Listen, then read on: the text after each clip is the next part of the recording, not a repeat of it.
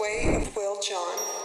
And I found that athletes and a lot of high performance people, and I've done this in my career, who meditate more can become very calm when it's difficult and can visualize the outcome. And really great athletes also visualize what they're doing. But that's the power of the mind. So I always tell people, like, I work out a lot and I do a lot of sports. Even at my age, I like press 900 pounds. I love the gym. That's right. Mountain biking, surfing, and hiking, and love doing that. Teach my grandkids how to surf.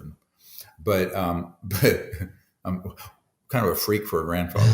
Anyway, but yeah, they call me Papa. But it's really cool because you put your consciousness into it, and amazing things can happen when you're also just doing something physical. The nurses would always say that if I got incredibly still calm, it was a really bad trauma case. Mm-hmm. That person was we're about to lose them.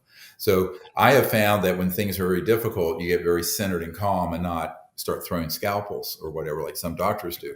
And the outcome is always much better.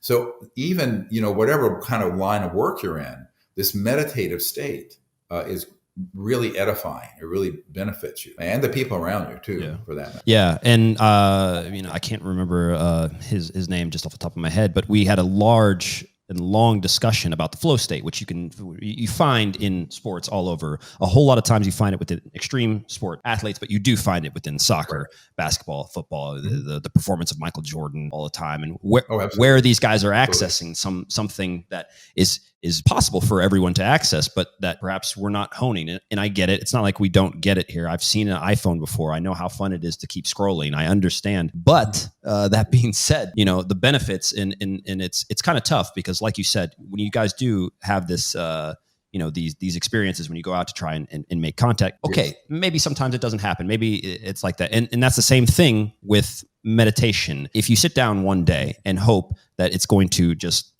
snap it may, there are cases of this. It certainly can, but you might need to keep going for a little bit. And it's that long, persistent journey that you have while becoming this person who meditates more. Because I've said this on many other podcasts, and it's great because you work out a lot, you do this, but there seems to be some sort of upper limit, right? You at the current time, you bench this. With meditation, I don't see any drop off. It just it's exponential. You just keep getting better. There's no end to it. I don't know if you agree, but that's what I've found. I do. Well, there are certain hallmarks, but it's infinite. Right. And that's the thing. This field consciousness is infinite beyond space and time, but the abilities that go with it, and the ancient Sanskrit Vedas, they were called siddhis, right? Siddhis. But things such as levitation, precognition, lucid dreaming, materialization, dematerialization, you hear like these very enlightened masters could do. Some of the miracles that Christ did, that actually is within the purview, the capability of every human. And so the level of progression is amazing.